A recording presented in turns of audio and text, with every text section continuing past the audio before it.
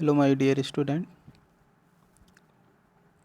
अब मैं आपको ये matter in our surrounding chapter से रिलेटेड 5वीं वीडियो में शूट कर रहा हूँ।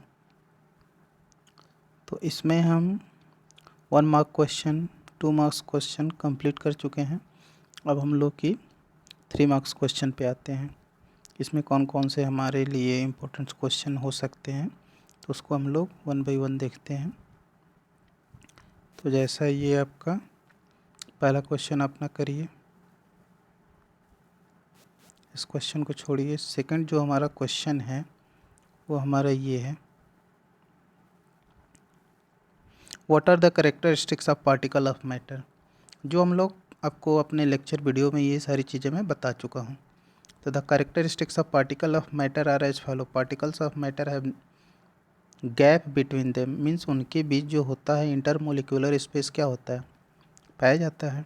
सेकेंड पॉइंट बोल रहा है कि particles of matter are in continuous motion, ये भी होता है। अगर इसको हम प्रूफ के थ्रू अगर देखना चाहें तो आप देख सकते हो, जैसा कि मान लीजिए कि आपको ये कंटेनर ले लीजिए, उस कंटेनर में थोड़ी सी क्या कर लीजिए, वाटर को फिल कर लीजिए और इसमें इंक लीजिए। इंक को जब आप इसमें डालेंगे तो देखेंगे कि जो वाटर के पार्टिकल्स हैं वो रेंडमली इस इंक के सभी डायरेक्शन से रेंडमली इसको क्या करेंगे, स्ट्राइक करेंगे, जिस वजह से ये इंक जो होगा क्या हो जाएगा, इसमें फैल जाएगा पूरी तरह से। और इस तरह से देख रहे हैं कि इस बेस पे आप ये बात बोल सकते हैं कि particles of matter are in continuous motion. अब आते हैं नेक्स्ट पॉइंट पे। हमारा नेक्स्ट पॉइंट है, particles of matter have an attraction force between them to keep them together.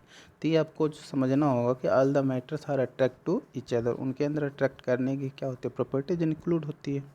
तो ये आपके इस क्वेश्चन के आंसर कंप्लीट हो गए। अब हम आते हैं नेक्स्ट क्वेश्चन की ओर। नेक्स्ट क्वेश्चन भी आपके लिए इम्पोर्टेंट है, इसको भी कर लेते हैं, देख लेते हैं। तो थर्ड क्वेश्चन में ये बताया गया कि tablet the differences of characteristics of state of matter. इसमें भी आप लोग सारे बातों को क्या किए हो, आप समझ चुके हो लेक्चर वीडियो में, बट इसको यहाँ पे देख लीजिए। ये है आपका सॉलिड, लिक्विड एंड गैस। पहली जो बात है कि solid are rigid and incompressible. Solid जो होता है वो रिजिड होता है और अनकम्प्रेसिबल होता है।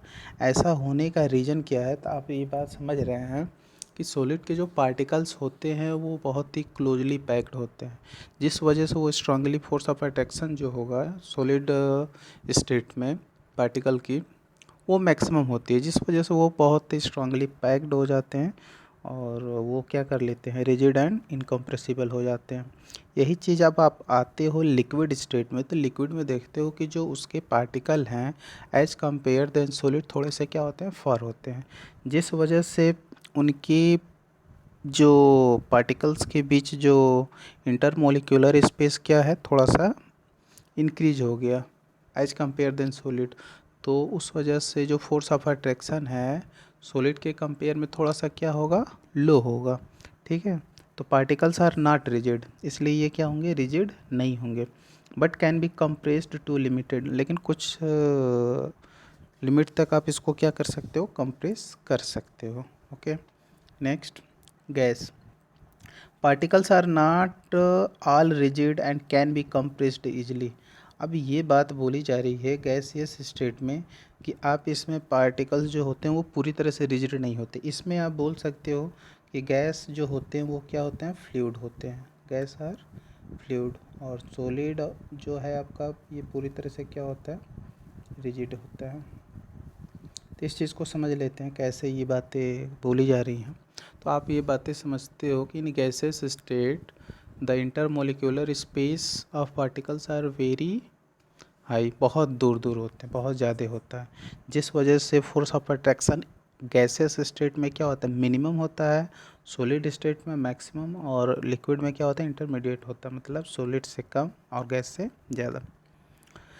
तो इस तरह से वो जो गैसेस स्टेट है वो क्या है, नॉट रिजिड, एंड उसको आप क्या कर सकते हो, इजीली कंप्रेस्ड कर सकते हो। जैसा कि मैंने आपको अपने लेक्चर वीडियो में आपको बताया हूँ कि जब आप सिलेंडर को क्या करते हैं, कंप्रेस करते हो, तो उस सिचुएशन में आप प्रेशर हाई करते हो, टेम्परेचर लो होता है, जिस वजह से वो गैस किस में कन्वर्ट हो जाता है, लिक्विड में। ओके, नेक्स्ट हम आते हैं। They possess a definite shape and volume. Solid की जो शेप जो होती है वो डिफिनिट और वॉल्यूम दोनों क्या होता है, शेप डिफिनिट होता है। क्यों होता है, अपने लेक्चर वीडियो में मैंने समझाया हुआ है। They have only definite volume but acquire shape of container in which they are kept. अब जो लिक्विड स्टेट है इसकी जो वॉल्यूम है वो तो डिफिनिट होती है, बट इसकी जो शेप है वो इनडिफिनिट होती है, क्योंकि इसको जिस कंटेनर में आप इसे रखेंगे उस कंटेनर की शेप को ये क्या कर लेता है, मेंटेन कर लेता है। Okay, they don't have definite shape और वॉल्यूम। इसकी दोनों ही क्या होती है, शेप और वॉल्यूम दोनों ही क्या होती है, इनडिफिनिट होती है। आप समझ रहे होंगे। Next, they don't have the ability to flow. इनके अंदर जो फ्लो होने की एबिलिटी है वो नहीं होती, क्योंकि ये बहुत ही ज़्यादा क्या होते हैं, रिजिड होते हैं। बट आपको याद रखना होगा कि जो लिक्विड और जो ये गैस है ये दोनों फ्लो होने की एबिलिटी को मेंटेन करते हैं। तो they can easily flow from higher to the lower level, they can flow in all possible direction. Okay, example समझ लेते हैं। Example salt, sugar, chalk, gold, silver, ये सारे क्या हैं, सॉलिड स्टेट हैं। वाटर, अल्कोहल, डीजल, पेट्रोल, ये liquid, और एयर, सीएनजी, स्मोक, एटीसी, ये सारे क्या हैं, आपके गैसेस हैं। यहाँ पे आपको ये बातें समझनी होगी कि जो सीएनजी दिया हुआ, तो सीएनजी की फुल फॉर्म क्या होती है, कंप्रेस्ड नेचुरल गैस। ओके, अब हम आते हैं अपने नेक्स्ट क्वेश्चन की। नेक्स्ट क्वेश्चन हमारा ये है, बहुत अच्छा है।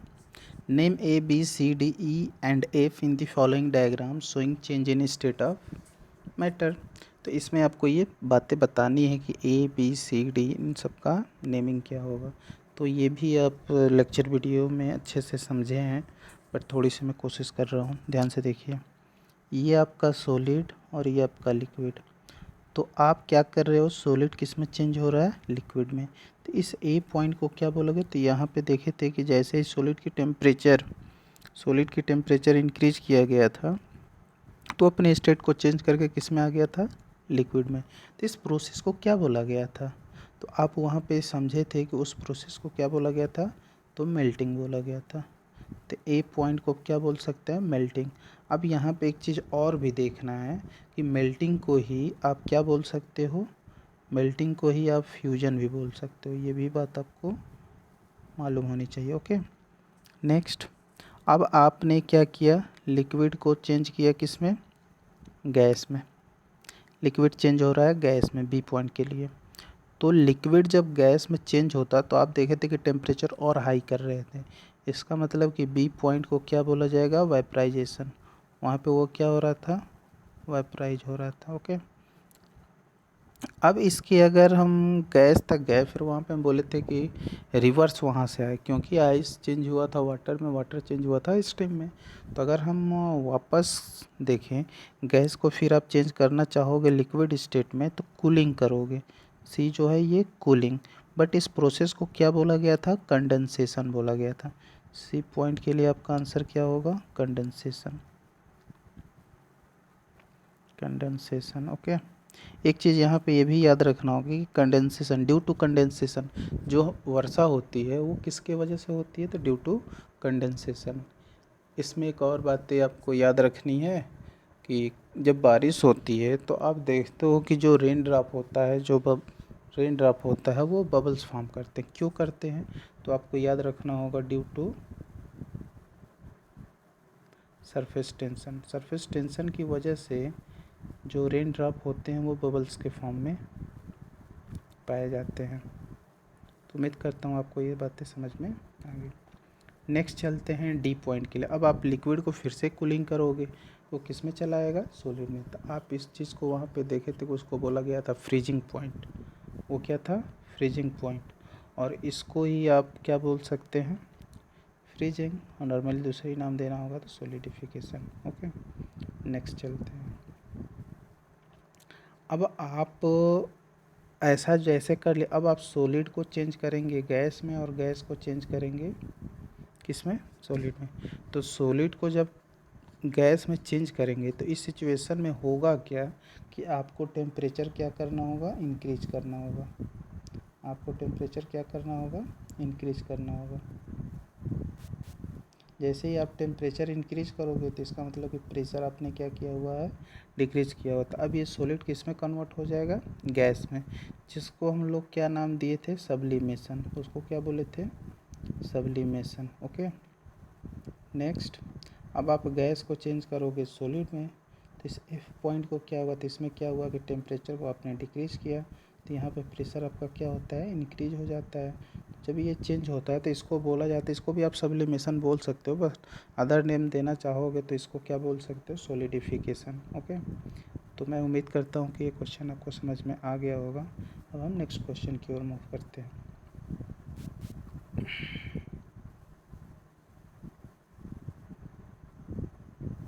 नेक्स्ट क्वेश्चन हमारा है how does evaporation cause cooling. ये भी आपको लेक्चर वीडियो में बताया गया है।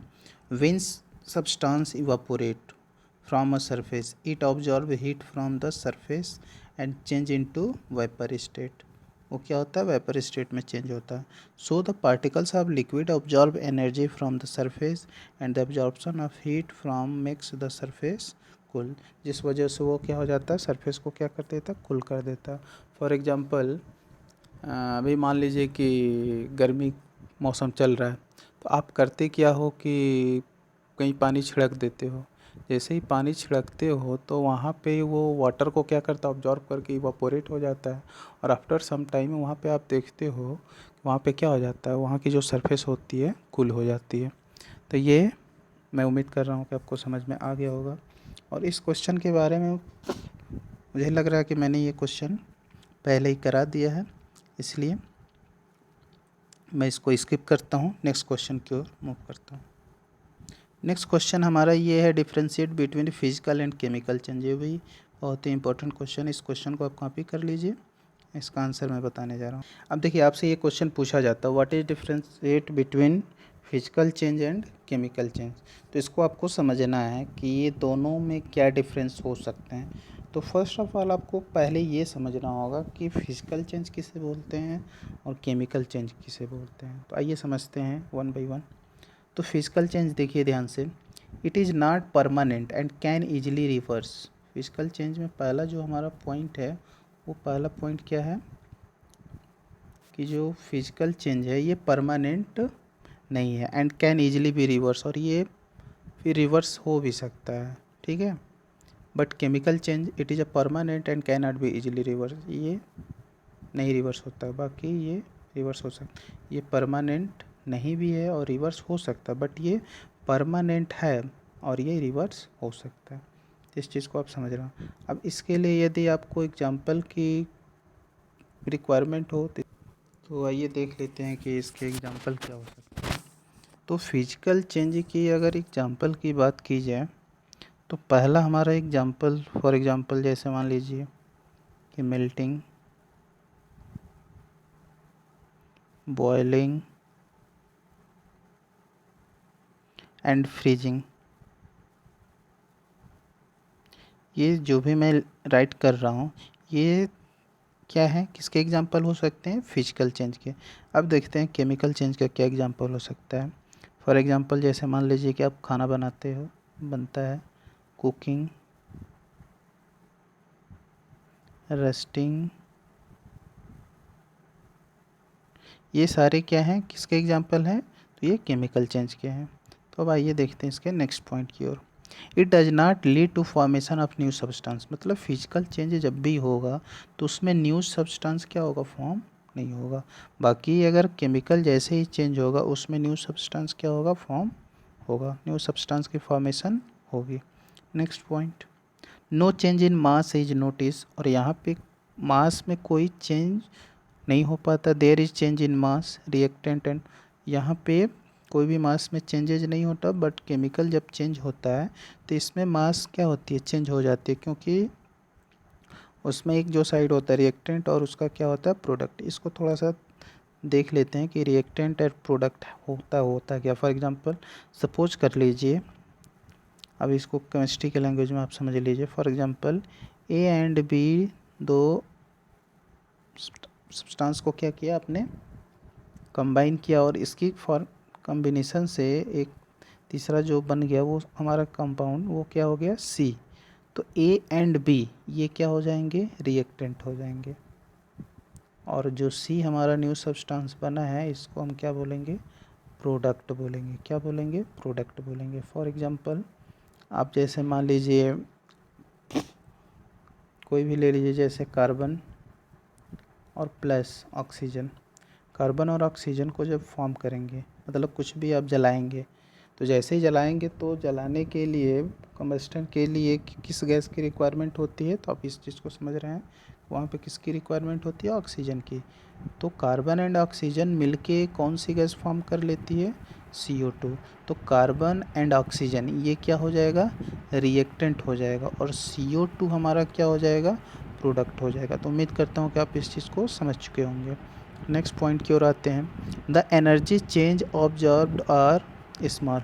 इसमें थोड़ी बहुत एनर्जी चेंज होती है, large energy change are observe. और जो केमिकल चेंज होता है इसमें बहुत ज़्यादा एनर्जी चेंज होती है। आगे आप इसको क्लास 10th में इसको और अच्छे से समझेंगे।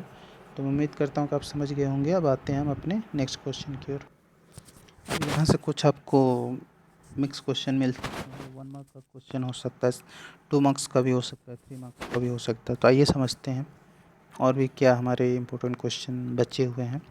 तो एक क्वेश्चन जो हमारा 8 नंबर है, what provide the best evidence about the random motion of particle in matter.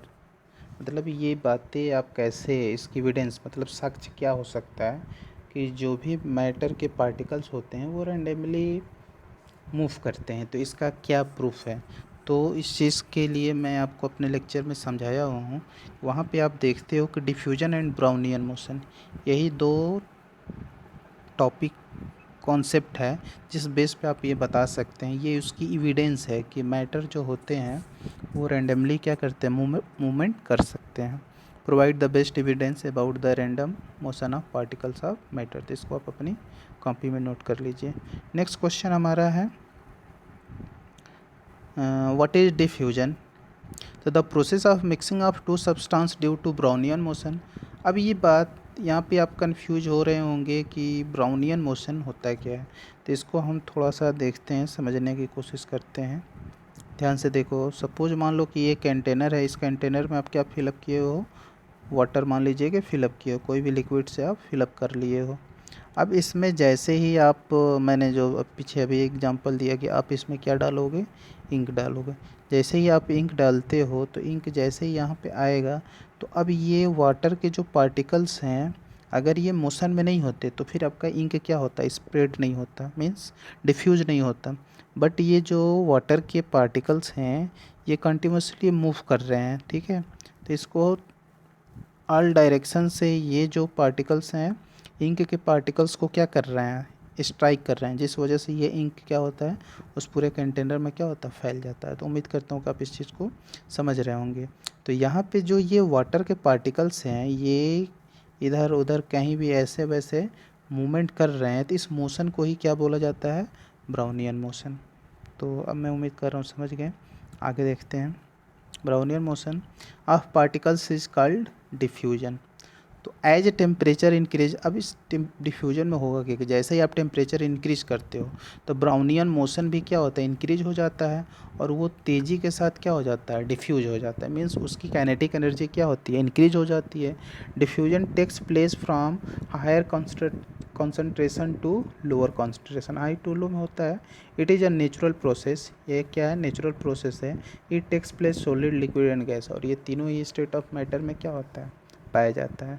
तो अब मैं उम्मीद कर रहा हूँ कि आप इस चीज़ को समझ गए कि what is diffusion. Okay, next question. अभी हमारा नेक्स्ट क्वेश्चन ये है, ध्यान से देखिए, 30 नंबर। ओके, अब देखिए 30 number. Which process is involved in spreading of fragrance of incense stick from a corner to the whole room. अब इस चीज़ को आप जैसे ही कोई इंसेंस क्या करते हो, आप बर्न करते हो, तो आप देखते हो कि उसकी जो स्मेल है पूरे रूम में क्या हो जाती है, स्प्रेड हो जाती है।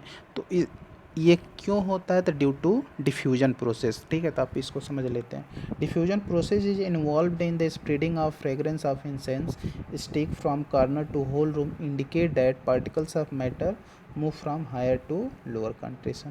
तो इस चीज़ को आप समझ गए होंगे। इसके एग्जाम्पल को भी देख लेते हैं। Give two examples of diffusion. If a bottle of perfume is opened in one corner of a room it spread whole room, फैल जाता है। If you drop a little ink of beaker water it will spread by itself in beaker of water. जो ये भी मैं आपको समझा चुका हूँ, तो उम्मीद करता हूँ कि आप समझ गए होंगे। अब हम लोग नेक्स्ट क्वेश्चन की ओर मूव करते हैं। आइए ये भी इस क्वेश्चन को भी देख लेते हैं, ये भी इम्पोर्टेंट है। एक्सप्लेन ब्राउनियन मोशन, ये भी पूछ लिया जाता है। तो एक साइंटिस्ट हुए मिस्टर रॉबर्ट ब्राउन, इन्हीं के नाम पे इस कॉन्सेप्ट का नाम पड़ा था ब्राउनियन मोशन। तो मिस्टर रॉबर्ट ब्राउन और Scottish botanist observe the random motion. Random motion मतलब कि वो किसी भी डायरेक्शन से क्या कर सकता है, मूव कर सकता है। इस चीज़ को आप समझ सकते हैं। तो उन्होंने क्या किया कि एक कंटेनर लिया और इस कंटेनर में उन्होंने क्या किया था, वाटर फिल कर दिया था। अब इसमें फ्लावर्स के पोलन ग्रेन्स, अब ये पोलन ग्रेन्स होता क्या है कि ये जो पोलन ग्रेन्स होता है ये बहुत ही डेलिकेट आर्गन होता है, मीन्स बहुत ही नाजुक होता है, और ये फ्लावर्स के बिल्कुल इनसाइड पाया जाता है। ठीक है, अब ये पोलन ग्रेन्स को क्या करते हैं, इस वाटर में डाल देते हैं। जैसे ही ये वाटर के अंदर डालते हैं तो देखते हैं कि पोलन ग्रेन्स जो है धीरे धीरे वो कहाँ जाता जा रहा है, बॉटम पे चला जा रहा है। मतलब जिस कंटेनर में उन्होंने डाला था तो पोलन ग्रेन्स कहाँ चला जा रहा है, बिल्कुल बॉटम पे। मतलब एक और दूसरा एग्जांपल समझोगे कि वाटर ले लीजिए और उस वाटर में क्या करिए, थोड़ी सी शुगर डाल दीजिए। तो आप देखते हो कि शुगर का जो पार्टिकल्स है वो धीरे धीरे कहाँ जाता है, तो उस कंटेनर के बॉटम पे चला जाता है। ठीक है, तो इससे उन्होंने आइडिया लगाया कि जो वाटर के पार्टिकल्स है वो क्या कर रहा है, मूव कर रहा है। तो इसके लिए उन्होंने क्या किया था, सुपर माइक्रोस्कोप यूज किया था, और उससे उन्होंने ये देखा और पाया कि जो वाटर के पार्टिकल्स है वो क्या कर रहा है, मूव कर रहा है। तो उस बेस पे इस कॉन्सेप्ट को उन्होंने क्या किया, डिस्कवरी किया। तो अब वो 1827 में ये बातें उन्होंने देखा। तो this movement of particles called Brownian motion. तो अब ये आप बातें समझ गए होंगे। अब नेक्स्ट क्वेश्चन की ओर मूव करते हैं। ओके, इसका एक और एग्जांपल ये हो सकता है कि dust move randomly because the random moving particle of air called dust particle. इस एग्जांपल को भी आप कॉपी कर लीजिए। अब आइए इस क्वेश्चन को देख लेते हैं। Out of dry and wet air which is heavier. तो इस बात को आप पहले से ही आप इस चीज़ को समझ रहे हैं कि जो हमारा वाटर वेपर होता है और जो हमारा एयर होता है, तो वाटर वेपर जो होता है एयर के कंपैरिजन में क्या होता है, हैवी होता है। सो इस वजह से wet air is heavier than dry air. उम्मीद करता हूँ कि आप इस चीज़ को समझ रहे होंगे। अब आते हैं नेक्स्ट क्वेश्चन की ओर। अब ये नेक्स्ट क्वेश्चन हमारा है, इसमें ये बताया जा रहा है कि out of solid liquid and gases which one has maximum movement of particle.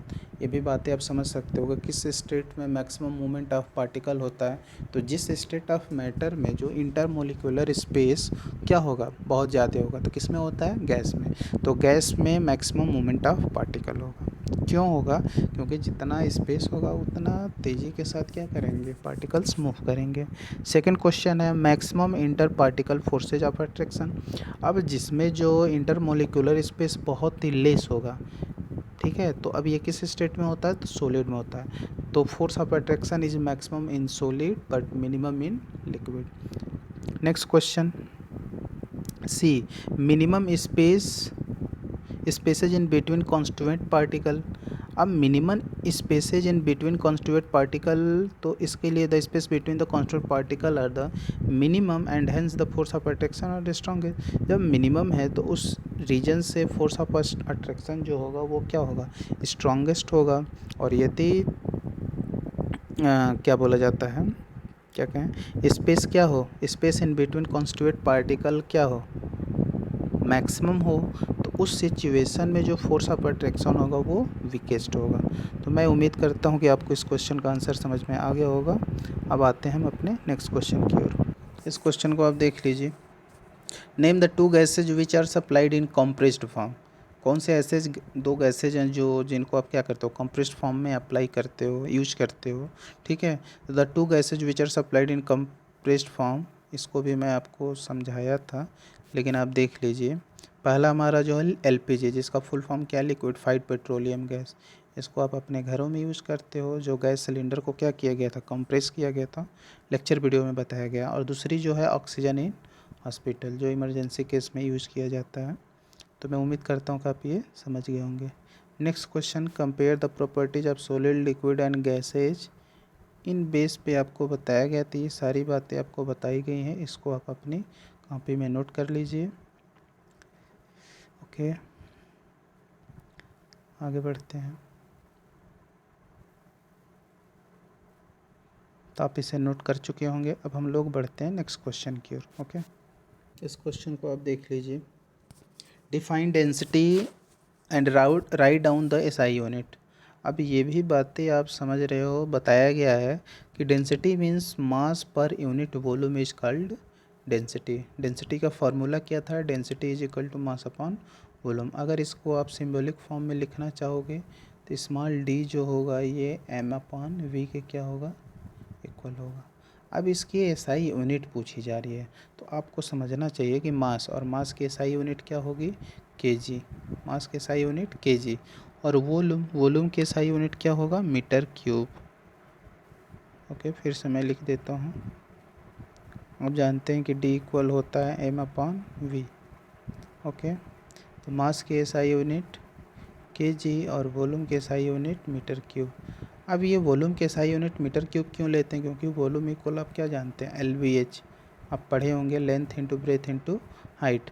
इन तीनों की ही यूनिट क्या होगी, मीटर। मीटर मीटर मीटर, तो metre into metre into metre क्या हो जाएगा, मीटर क्यूब। तो डेंसिटी की एसआई यूनिट क्या हो जाएगी, केजी पर मीटर क्यूब। आप इसको एक दूसरे तरीके से भी लिख सकते हैं। आपने लिखा था कि केजी पर मीटर क्यूब, इसको आप ऐसे भी लिख सकते हो कि केजी मीटर पावर -3। ओके, तो उम्मीद करता हूँ आप समझ गए होंगे। नेक्स्ट क्वेश्चन, ये इस क्वेश्चन को देखते हैं। What is meant by physical property of substance, name the important physical properties. ये भी आपको पढ़ना ज़रूरी है। तो देखिए, physical property, those property of substance which we can observe, जिसको आप ऑब्जर्व कर सकते हो विदाउट अल्टरिंग द आइडेंटिटी, मतलब बिना बदले हुए, बिना चेंज हुए उसकी आइडेंटिटी को। जैसे पहला उसका क्या है, कलर, स्मेल, डेंसिटी। ये सॉल्युबी, ये गलत है, इसको आप लिखेंगे सॉल्युबिलिटी। ओके, फिर से मैं लिख देता हूँ solubility. Okay, next melting point and boiling point, conductivity. Okay, तो आप इसे कॉपी कर लीजिए। नेक्स्ट क्वेश्चन की ओर मूव। भी क्वेश्चन कभी कभी आपसे पूछ लिया जाता है, what is the normal room temperature, तो 25 डिग्री सेल्सियस, और इसको यदि आप केल्विन में बोलेंगे तो 298। अब ये ऐसा क्यों हुआ, तो आप ये बात समझ रहे हैं कि डिग्री सेल्सियस को किस में कन्वर्ट किया गया है, केल्विन में। और डिग्री सेल्सियस को केल्विन में कन्वर्ट करने के लिए आप करते क्या हो, 273 उसमें क्या करते हो, ऐड करते हो। तो 273 एंड 25 ये है, इसको आप ऐड करोगे तो क्या होगा, ये 8 7 2 9 और ये 298 केल्विन। तो उम्मीद करता हूँ आप समझ गए होंगे। नेक्स्ट क्वेश्चन,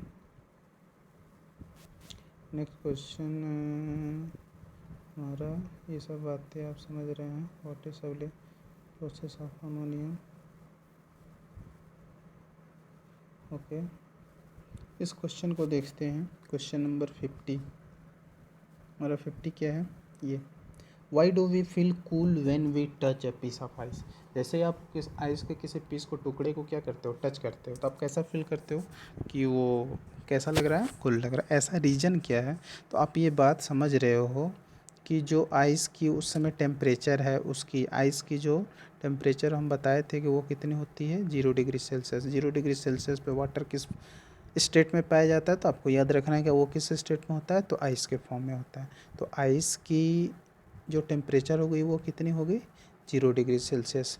और उस केस में जैसे ही आप आइस को टच कर रहे हो, और ये भी बात आपको मालूम है कि जो ह्यूमन बीइंग की जो नॉर्मल बॉडी टेम्परेचर होती है वो कितनी होती है, 37 डिग्री सेल्सियस होता है।